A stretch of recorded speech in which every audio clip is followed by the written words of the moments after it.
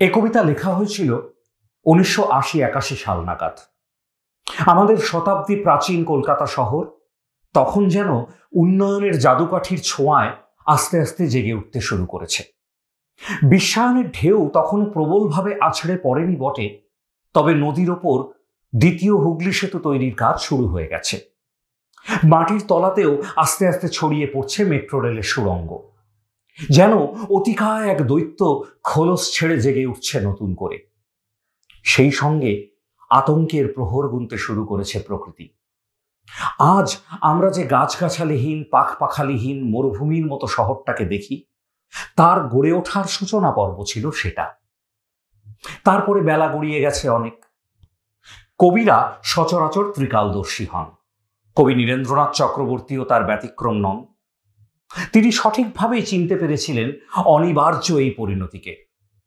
তিনি এও বুঝতে পেরেছিলেন যে এর কারিগর আমরাই শহরের প্রকৃতিকে বিসর্জন দিচ্ছি, এবং যাবার সময় আমাদের এক রাশ বিপন্নতা ছাড়া, এক রাশ বিষণ্ণতা ছাড়া তাকে আর দেওয়ার মতো কিছুই নেই। কবির সেই যন্ত্রণা বিধৃত হয়ে রয়েছে তার বেশ কিছু কবিতায়। তেমনই একটি কবিতা আজ আমরা শুনতে চলেছি।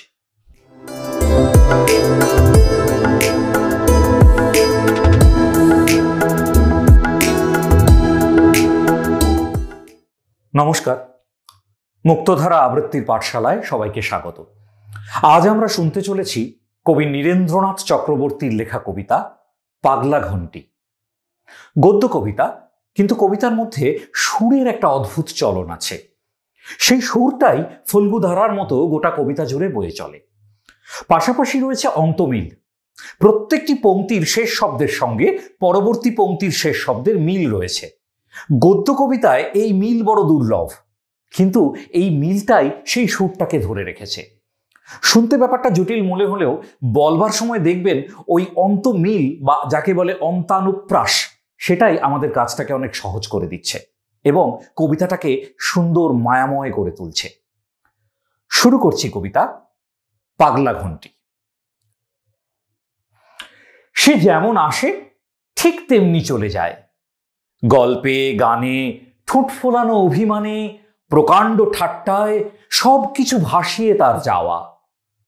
ভোরবেলার হাওয়া দৌড়তে দৌড়তে নিয়ে আসে বৃষ্টির খবর। ঘাসে দোলা লাগে, চতুর্দিকে বেজে ওঠে অসৎ পাতার ঝরঝর গানের শব্দ। জানালার পর্দাটা সরালে দেখা যায় জামরুলের ডালে খেলা করছে 3টে 4টে 5টা 6টা পাখি। আমি তাকে ডাকি, বলি, চলো কলকাতায় যাই, পাতাল রেলের জন্য মাটি খুঁড়ি, সুড়ঙ্গ বানাই, রাস্তা করি চওড়া, তাতে ছাড়ি আরো 500 বাঘমার্কা দোতলা হাওয়া গাড়ি, পরিচ্ছন্ন করে তুলি মানিকতলার খাল, হঠাই জঞ্জাল রাস্তা ও ফুটপাত থেকে, সদর দরজায় গিয়ে কড়া নাড়ি, গৃহস্থকে ডেকে প্রত্যেকটা বাড়ির কলি ফেরাই, প্রত্যেকটা কানাগলি দৃষ্টিপাক, সন্ধ্যায় প্রত্যেকে তার নিজস্ব নারীর কাছে ফিরে যাক নিরুদ্বেগ শান্ত মনে। এখনো নিতান্ত অকারণে গঙ্গার কিনারে আছে দ্বিধাগ্রস্ত ভঙ্গিতে যে ঝুঁকে, চলো সেই দ্বিতীয় সেতুকে ঘাড়ে ধরে হাওড়ায় পৌঁছে দিয়ে আসি। 84-88 অবধি কে অপেক্ষা করবে? ধ্যাত্তেরিকা, অদ্দিন বাঁচব নাকি? স্পষ্ট করে এক্ষুনি জানিয়ে রাখি, 50 পেরুলে দেখা যায় মাথার কলকবজা গেছে খুলে, কাঠ খেয়েছে ঘুনে আর ইট খেয়েছে নোনা। তোমরা থাকো, আমি আর অপেক্ষা করব না। পুরনো বিশ্বাসগুলি ধুঁকে মরছে, পুরনো ঘর বাড়িগুলি মুহুর্মুহু ধসে পড়ছে, কয়লা পুড়তে পুড়তে হচ্ছে ছাই। আমার যা কিছু চাই এই মুহূর্তে চাই, যেটা প্রাপ্য এক্ষুনি তা পাবো। যা কিছু বানানো হয়নি এখনই বানাবো। শুধুই কি রাস্তা, সেতু, ঘরবাড়ি, যানবাহন?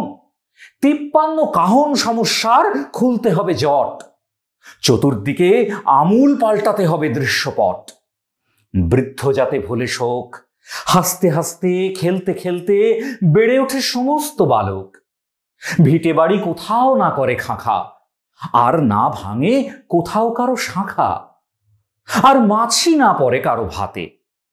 তারই জন্য দিনে রাতে ছুটতে হবে গ্রামে গঞ্জে রাস্তায় রাস্তায়।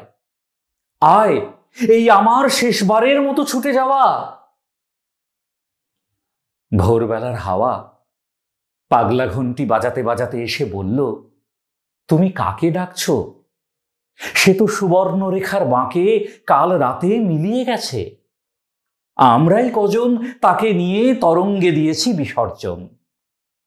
তার প্রগল্ভ হাসি বাজবে না কোথাও কোনোখানে।